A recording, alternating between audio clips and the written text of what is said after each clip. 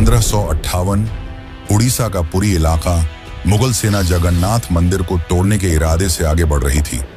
घोड़े सर पर दौड़ रहे थे, तलवारें चमक रही थीं, लेकिन जैसे ही सेना मुख्य गर्भगृह की ओर बढ़ी, एक अजीब सा तूफान उठा। सूरज की रोशनी अचानक गायब हो गई और चारों ओर अंधकार छा गया।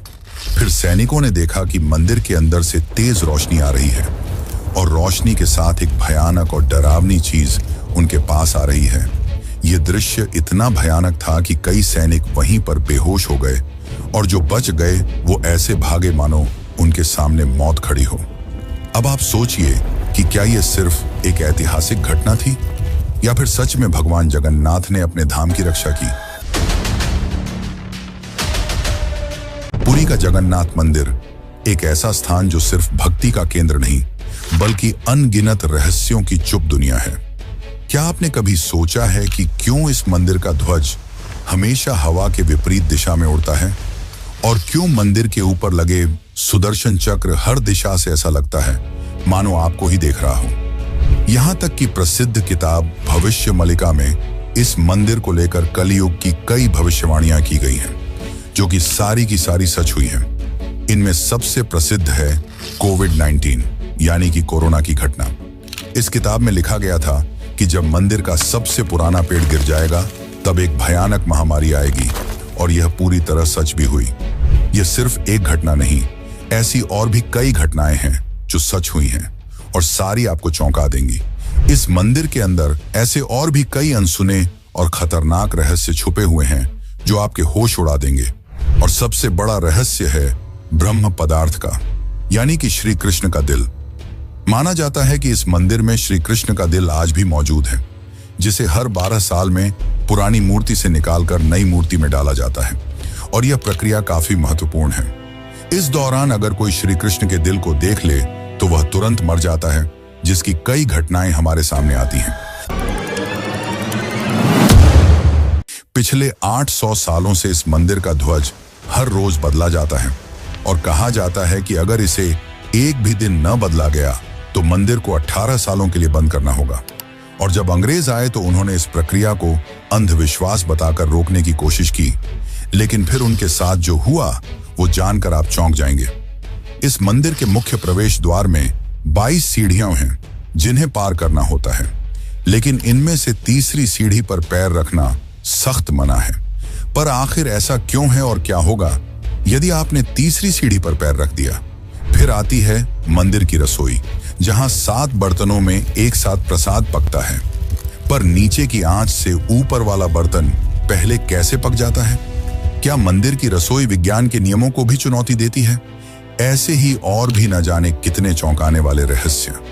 ये सिर्फ एक मंदिर नहीं, ये एक ऐसा तीर्थ है जहां धर्म, विज्ञान, वास्तु और चमत्कार चारों एक साथ खड़े हैं, जहां श्रद्धा सिर्फ पूजा नहीं बल्कि रहस्यों से सामना करने की तैयारी है। तो क्या आप तैयार हैं एक ऐसे सफर के लिए जहां हर अध्याय आपको चौंकाएगा, हर रहस्य आपके विश्वास को चुनौती देगा और हर जवाब एक नए सवाल को जन्म देगा? चलिए चलते हैं जगन्नाथ मंदिर की उस रहस्यमयी यात्रा पर, जहां भगवान खुद हर सवाल का उत्तर है।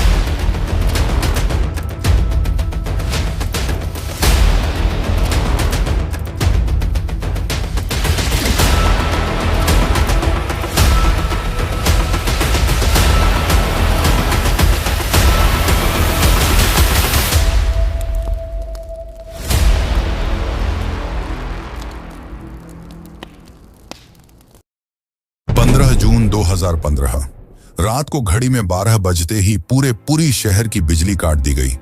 ये कोई साधारण बिजली कटौती नहीं थी। इस बिजली कटौती का कारण था मंदिर के गर्भगृह में चल रही विचित्र घटना। मंदिर के मुख्य पुजारी इस अंधेरी रात में अपनी आंखों पर पट्टी बांधे और हाथ में एक मोटा दस्ताना पहने हुए अपने हाथों पर एक दिव्य पदार्थ लेकर भगवान की मूर्ति की ओर बढ़ रहे थे। ये कुछ और नहीं, श्री कृष्ण का दिल था, जिसे ब्रह्म पदार्थ भी कहा जाता है। ठीक 12 साल बाद यह प्रक्रिया आज मंदिर में फिर दोहराई जा रही थी, जहां भगवान जगन्नाथ की पुरानी मूर्ति से उनके दिल को निकालकर नई मूर्ति में लगाया जाता है। ये होता है भगवान के शरीर को बदलने का, लेकिन आत्मा को यथावत रखने का अनुष्ठान। माना जाता है कि यह मंदिर दुनिया का एकमात्र मंदिर है जहां भगवान आज भी जीवित रूप में बसते हैं, और जब उनका शरीर पुराना हो जाता है तो ठीक उसी तरह नया शरीर दिया जाता है जैसे कोई आत्मा नया जन्म लेती है। कहते हैं इस ब्रह्म तत्व को आज तक किसी ने नहीं देखा, और जिसने भी देखने की कोशिश की वो जिंदा नहीं बचा। नवकलेवर की रात जब पुरानी मूर्तियों से ब्रह्म तत्व निकालकर नई मूर्तियों में डाला जाता है, पुरी में कर्फ्यू जैसा माहौल बना दिया जाता है। पूरे शहर की बिजली काट दी जाती है, मंदिर को घोर अंधेरे में बंद कर दिया जाता है।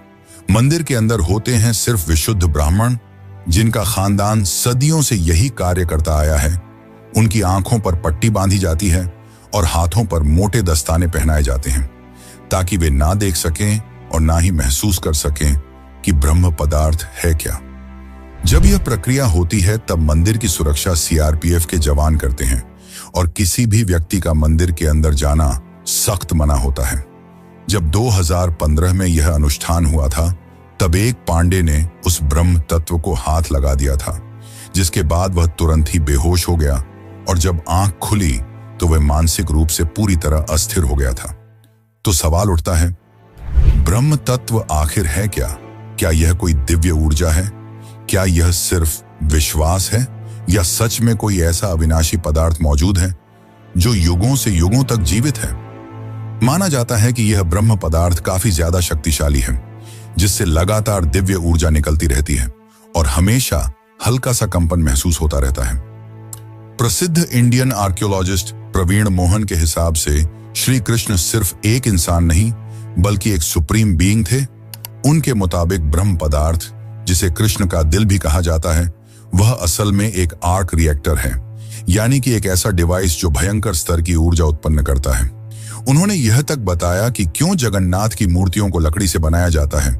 उनके अनुसार लकड़ी बिजली को कंडक्ट नहीं करती, जिस कारण वह ब्रह्म पदार्थ से निकलने वाली इलेक्ट्रोमैग्नेटिक एनर्जी को रोक लेती है।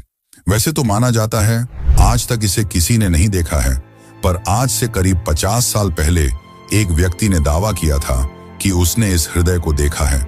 उसने कहा कि हृदय चांदी की तरह तरल बह रहा था, और यही तरल लकड़ी को कमजोर कर देता है, जिस कारण हर 12 साल में मूर्तियों को बदलना पड़ता है। उस व्यक्ति ने यह तक कहा कि जब उस हृदय को प्रकाश में लाया गया तो वह चक्र की तरह घूमने लगा और जोर से कंपन करने लगा, यानी कि जब इस ब्रह्म पदार्थ को रोशनी मिलती है तो यह और भी ज्यादा सक्रिय हो जाता है, जो कि खतरनाक साबित हो सकता है, जिस कारण हर बार जब इसे पुरानी मूर्ति से नई मूर्ति में बदला जाता है तब पूरी शहर की बिजली काट दी जाती है। विज्ञान के लिए आज भी यह एक चौंकाने वाला रहस्य है जिसे कोई समझ नहीं पाया, लेकिन भक्तों के लिए यह उनके श्री कृष्ण हैं, उनका दिल है, जिस कारण हर दिन लाखों की तादाद में भक्त भगवान जगन्नाथ के दर्शन करने आते हैं। वैसे क्या आपको पता है कि जब श्री कृष्ण की मृत्यु हुई तब पांडवों ने उनके शरीर को जला दिया था, पर फिर कैसे उनका हृदय बच गया और वह पुरी तक कैसे पहुंचा? और इस भव्य मंदिर की रचना किसने की? आखिर कौन था जिसने बड़ी ही चमत्कारी तरीके से भगवान जगन्नाथ की मूर्ति बनाई? तो चलिए जानते हैं अब इस रहस्यमयी और रोचक घटना को, जो आपको इंटरनेट और किताबों में नहीं देखने को मिलेगी। लेकिन उससे पहले अगर आपको वीडियो अच्छी लग रही है तो इसे लाइक करके कमेंट में जय जगन्नाथ जरूर लिखें। आज से करीब 5000 साल पहले महाभारत युद्ध के पश्चात चारों तरफ केवल लाशें ही पड़ी थीं। लाखों पड़े शव और कौरवों के विनाश ने सबको झकझोर दिया। कौरवों की माता गांधारी ने इस विनाश का कारण श्री कृष्ण को बताया। उनके हिसाब से अगर श्री कृष्ण चाहते तो यह युद्ध होता ही नहीं, पर उन्होंने ऐसा नहीं किया, जिसके कारण क्रोधित होकर गांधारी ने कृष्ण को श्राप दिया, गिना, जिस प्रकार मेरे वंश का विनाश हुआ है ठीक उसी प्रकार तुम्हारे भी वंश का विनाश हो जाएगा। इस श्राप के 36 साल बाद जब एक दिन श्री कृष्ण जंगल में विश्राम कर रहे थे, तब एक शिकारी ने उन्हें हिरण समझकर उन पर तीर चला दी, और जैसे ही तीर श्री कृष्ण के पैरों पर जाके लगी, उन्होंने इस लोक को छोड़ दिया और मृत्यु को स्वीकार किया। और माना जाता है कि उनके मृत्यु के साथ ही पूरी द्वारका नगरी पानी में समा गई, जिससे उनका पूरा वंश समाप्त हो गया। माना जाता है कि जब शिकारी ने उन्हें गलती से मारा तो उसे बहुत पछतावा हुआ और उसने श्री कृष्ण से माफी मांगी, पर श्री कृष्ण ने बताया कि ये मेरे ही कर्मों का फल है। उन्होंने समझाते हुए कहा कि पिछले जन्म में तुम महान वानर राजा बाली थे, जिसे मैंने ही राम अवतार में छल से मार दिया था, और उसी कारण आज तुम मेरे मृत्यु का कारण बने। माना जाता है कि जब श्री कृष्ण की मृत्यु की खबर पांडवों को मिली तो उन्होंने पूरे रीति रिवाज से श्री कृष्ण का अंतिम संस्कार किया, और जब उनके शरीर को जलाया गया तो उनका पूरा शरीर पंचतत्वों में विलीन हो गया, परंतु उनका हृदय बच गया और जलने की बजाय और भी अधिक ऊर्जा से धड़कने लगा। इसी हृदय को बाद में ब्रह्म पदार्थ कहा गया। अर्जुन ने इस हृदय को लकड़ी के मंच पर रखकर नदी में बहा दिया। काफी लंबे समय तक बहने के बाद यह ब्रह्म पदार्थ उड़ीसा के समुद्र तट पर पहुंचा। उस समय उस तट पर सबरा जनजाति समुदाय के लोग रहा करते थे। उस जनजाति के मुखिया विश्ववसु ने जब इस ब्रह्म पदार्थ को देखा तो वे इसकी ऊर्जा और दिव्य प्रकाश से प्रभावित हो गए। उन्होंने तुरंत ही पहचान लिया कि यह भगवान के ही रूप हैं, और उन्होंने इसे नील माधव के रूप में पूजना शुरू कर दिया। उसी समय मालवा के राज्य में राजा इंद्रद्युम्न राज्य किया करते थे। वे भगवान विष्णु के काफी बड़े भक्त थे। एक दिन उन्होंने नील माधव के दर्शन करने की इच्छा व्यक्त की और उन्हें ढूंढने लगे, और यही आगे चलकर जगन्नाथ के निर्माण की आधारशिला बनी। जैसा कि मैंने बताया, राजा इंद्रद्युम्न विष्णु के परम भक्त थे, और एक रात स्वयं भगवान विष्णु उनके सपने में आए और उन्हें कहा कि वे उनकी दिव्य मूर्ति नील माधव को ढूंढें और उनके लिए एक भव्य मंदिर का निर्माण करें। श्री हरि विष्णु ने उन्हें यह भी बताया कि यह ब्रह्म पदार्थ उन्हें नीलांचल पर्वत में मिलेगा, जिसके पश्चात राजा ने अपने ब्राह्मण पुजारी विद्यापति को आदेश दिया कि वह इस मूर्ति को ढूंढ निकाले। विद्यापति कई दिनों तक नीलांचल पर्वत के अलग हिस्सों में इसकी तलाश करते रहे, और तब जाकर अंत में उन्हें पता चला कि इस मूर्ति को आदिवासी मुखिया विश्ववसु ने एक गुफा में छुपा कर रखा है, और वे दिव्य रूप से उसकी पूजा करते हैं। जब विद्यापति ने इसके दर्शन करने की अनुमति मांगी, तब विश्ववसु ने यह कहकर मना कर दिया कि यह उनके जाति का निजी मामला है। जिसके बाद विद्यापति ने चालाकी दिखाई और विश्ववसु की पुत्री ललिता से विवाह कर लिया। अब विद्यापति ने ललिता की मदद से विश्ववसु को मनाया और वे उस गुफा की ओर चल पड़े। जैसे ही विद्यापति ने उस नील माधव की मूर्ति को देखा, वे उसकी ऊर्जा से काफी ज्यादा प्रभावित हुए और उन्होंने तुरंत ही यह बात राजा इंद्रद्युम्न को बताई। लेकिन जब राजा इंद्रद्युम्न वहां पहुंचे, तब तक विश्ववसु ने वह मूर्ति वहां से हटा दी थी, जिससे राजा काफी उदास हो गए और अपने महल लौट आए। इसके बाद फिर से रात में भगवान विष्णु उनके सपने में आए और कहा कि पुरी के तट पर एक बड़ा नीम का पेड़ बहकर आएगा, तुम उस पेड़ से मेरी नई मूर्ति बनाना। वह पेड़ काफी बड़ा था, जिसे उठाना आसान नहीं था। आखिर में जैसे तैसे वे पेड़ को महल तक ला पाए, लेकिन अब सवाल यह था कि इनसे भगवान की मूर्ति कौन बनाएगा। बहुत से कारीगरों ने इस पेड़ से मूर्ति बनाने की कोशिश की, लेकिन सब असफल रहे। उन्होंने कहा कि पेड़ इतना ज्यादा मजबूत है कि हमारे छेनी हथौड़ी का उस पर कोई असर नहीं हो रहा। यह सुनकर राजा काफी परेशान हो गए। तभी एक दिन भगवान विश्वकर्मा एक बूढ़े साधु के रूप में वहां पधारे और उन्होंने कहा कि वे ये मूर्ति 21 दिनों में बनाकर देंगे। राजा काफी प्रसन्न हुए, पर उस बूढ़े आदमी ने एक शर्त रखी। उसने कहा कि मैं एक कमरे में बंद रहकर 21 दिनों में यह मूर्ति बनाऊंगा, और तब तक कोई भी इस कमरे का न तो दरवाजा खोलेगा और न ही कोई अंदर आएगा। राजा ने उसकी यह शर्त स्वीकार की और फिर मूर्ति बनाने का कार्य शुरू हुआ। दरवाजा बंद किया गया और कक्ष से छेनी हथौड़ी की आवाजें आने लगीं। लेकिन 15 दिनों बाद अचानक से छेनी हथौड़ी की आवाज आना बंद हो गई। महाराज की रानी गुंडीचा काफी चिंतित हो गई और महाराज को कहा कि हमें दरवाजा खोलकर देखना चाहिए। शायद वह वृद्ध व्यक्ति भूख और प्यास की वजह से मर तो नहीं गया होगा। राजा ने शुरुआत में तो मना किया, पर बाद में वे इसके लिए मान गए और दरवाजा खोल दिया। लेकिन जब दरवाजा खुला तो सभी हैरान रह गए। वह वृद्ध व्यक्ति गायब हो चुका था और पीछे केवल 3 अधूरी मूर्तियां थीं। राजा को यह देखकर काफी दुख हुआ, क्योंकि उनकी शर्त तोड़ने की वजह से भगवान की मूर्तियां आधी रह गईं। जगन्नाथ भगवान के हाथ और पैर अधूरे थे। बलराम और देवी सुभद्रा की मूर्तियां भी अधूरी थीं। जब राजा मूर्ति के पास गए तब उन्हें दिल की धड़कन महसूस हुई और मूर्ति के अंदर से एक दिव्य आवाज आई जिसने राजा को बताया कि श्री कृष्ण का हृदय इस मूर्ति के अंदर है। राजा ने इन मूर्तियों को स्थापित किया और आज यही अधूरी मूर्तियां भगवान जगन्नाथ के रूप में पुरी में पूजी जाती हैं। वैसे दोस्तों, आपको एक बात बता दूं, जो हो रहा है वह पहले ही लिखा जा चुका है और जो लिखा गया है वही होकर रहेगा। ये कोई फिल्मी डायलॉग नहीं, बल्कि पुरी के भक्तों की आस्था और सच्चाई है भविष्य मालिका की। तो चलिए जानते हैं उन भविष्य मालिका की घटनाओं को जो आज सच साबित हो रही हैं। मित्रों, इस मंदिर का इतिहास और वर्तमान एक भविष्यवाणी से जुड़ा हुआ है। भविष्य मालिका एक दिव्य ग्रंथ है जिसे लगभग 500 साल पहले ओडिशा के महान संत आचार्य महाप्रभु अच्युतानंद ने लिखा था। कहा जाता है कि वे पंचसखा यानी भगवान जगन्नाथ के 5 दिव्य सेवकों में से एक थे, जिन्होंने भगवान के आदेश पर कलयुग की कई घटनाओं को पहले ही देख लिया था। यह ग्रंथ ओडिया भाषा में लिखा गया है और इसकी पंक्तियां कविता के रूप में हैं, जैसे किसी गूढ़ रहस्य का संकेत दे रही हों। आइए हम आपको बताते हैं भविष्य मालिका की कुछ चौंकाने वाली भविष्यवाणियां जो जगन्नाथ मंदिर और कलयुग के अंत से जुड़ी हुई हैं। इस ग्रंथ की सबसे चौंकाने वाली भविष्यवाणी 4 साल पहले काफी ज्यादा वायरल हुई थी, जब लोगों ने दावा किया कि इसमें कोरोना महामारी का वर्णन भी है। नाना रोग आसीबा, गोटे बड़ा व्याधि, लोका घरे रहीबे, बाहर कुना जीबा, अर्थात अनेकों रोग आएंगे, एक बड़ा रोग फैलेगा, लोग घरों में बंद रहेंगे, बाहर नहीं निकल पाएंगे।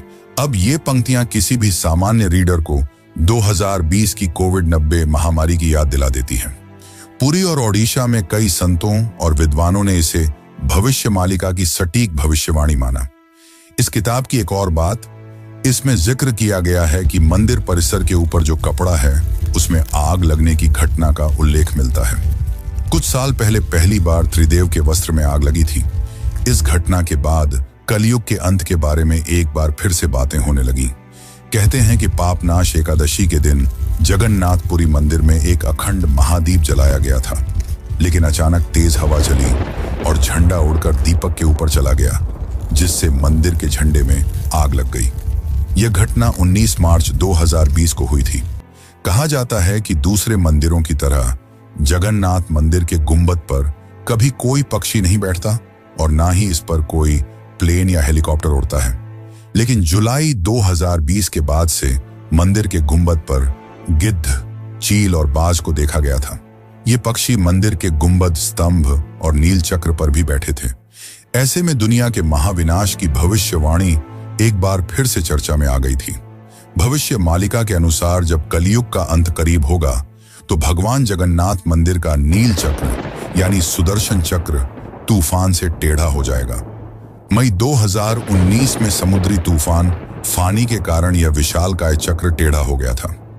ऐसे ही और भी कई भविष्यवाणियां हैं जो सच हो चुकी हैं और कई प्रसिद्ध भविष्यवाणियां हैं जो आने वाले को लेकर की गई हैं। 3 रथ यात्राएं एक साथ रुकेंगी, नदियां उल्टी दिशा में बहेंगी, ब्रह्म तत्व मंदिर से गायब हो जाएगा और फिर में अंत में आएंगे भगवान के आखिरी अवतार कल की। अब दोस्तों, आप ही सोचिए कि क्या यह महज संयोग है या सच में आचार्य अच्युतानंद को भविष्यदर्शी शक्तियां प्राप्त थीं। अगर उन्होंने आज से सैकड़ों साल पहले ऐसी बातें लिख दी जो अब सच हो रही हैं, तो क्या हमें उनकी बाकी भविष्यवाणियों को भी गंभीरता से लेना चाहिए? भविष्य मालिका कोई साधारण ग्रंथ नहीं, बल्कि वो कायनात का रोड मैप है जिसे बस समझने की जरूरत है। वैसे आपकी जानकारी के लिए बता दूं कि सन 1558 में मुगल सेना ने मंदिर को तोड़ने की कोशिश की। फिर उनके साथ जो हुआ वो चौंकाने वाला था और इस घटना को पहले ही भविष्य मालिका में लिख दिया गया था। और साथ ही भविष्य मालिका में अंग्रेजों को लेकर भी यह कहा गया था कि गोरे आएंगे और मंदिर को बंद कराने की कोशिश करेंगे। तो चलिए अब जानते हैं कि जब मुगल सेना ने मंदिर पर आक्रमण किया तो क्या हुआ और कैसे ब्रिटिशर्स ने भक्तों की श्रद्धा को अंधविश्वास बताकर मंदिर को बंद करने की कोशिश की। लेकिन उससे पहले चैनल को सब्सक्राइब जरूर कर लें। यह आपके लिए तो फ्री है, पर इससे हमारी काफी मदद हो जाती है। सन 1558 उड़ीसा के पूरी इलाके में घना अंधकार छाया हुआ था, पर वो अंधकार आसमान में नहीं, लोगों के मन में था। क्योंकि इस बार कोई साधारण लुटेरा नहीं, मुगल सेना खुद मंदिर को गिराने के इरादे से आ रही थी। कला पहाड़ नाम का अफगान जनरल, जो तब बंगाल का गवर्नर था, उसकी क्रूरता इतनी बदनाम थी कि उसका नाम सुनकर ही लोग कांप उठते थे। कहा जाता है कि वो सनातन धर्म और मंदिरों से विशेष नफरत रखता था। उस दिन उसकी फौज पूरी ताकत के साथ पुरी की ओर बढ़ी। घोड़े सर पर दौड़ रहे थे, तलवारें लहराई जा रही थीं और मंदिर की शांति में एक भयंकर आंधी की आहट आने लगी। जैसे ही सैनिक मुख्य गर्भगृह की ओर बढ़े, अचानक मौसम बदल गया।